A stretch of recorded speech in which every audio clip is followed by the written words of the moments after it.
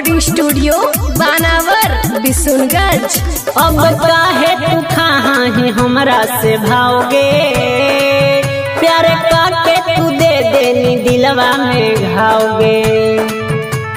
हे गे अब काहे तू कहाँ है हमरा से भाओगे, प्यार काके तू दे देनी दिलवा में घाओगे।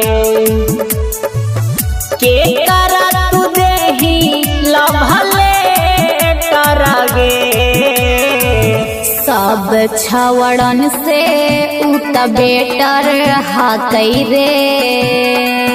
जानुआ डीजे के ऑपरेटर हाकई रे। सब छवड़न से उत बेटर हाकई रे। जानुआ डीजे के ऑपरेटर हाकई रे।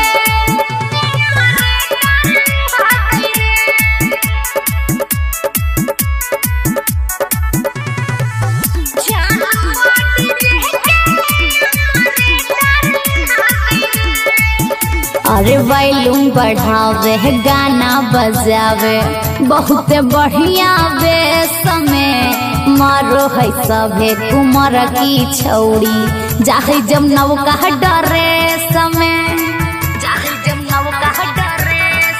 कहवो कारा में हूँ नारागे छौड़ी, कहव हमारो से सुनारागे छौड़ी। कहिया से सेठ तोरा में तरहा, सब छवड़न से उत बेटर हाकई रे। जानुआ डीजे के ऑपरेटर हाकई रे। सब छवड़न से उत बेटर हाकई रे। जानुआ डीजे के ऑपरेटर हाकई रे।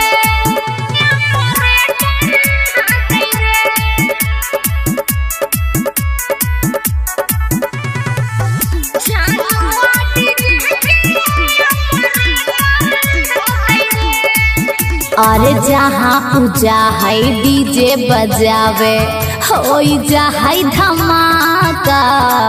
केतना हम बतैयौ रे छौड़ा फाइन है सारा इलाका। हे रे काऊ हमारो से ज्यादा तोरा प्यार करहौ, काऊ तोरे लागी जियौ, काऊ तोरे पमरहौ। रीत सरोहित क्रिएटर हौ, सब छवड़न से उत बेटर हाकई रे।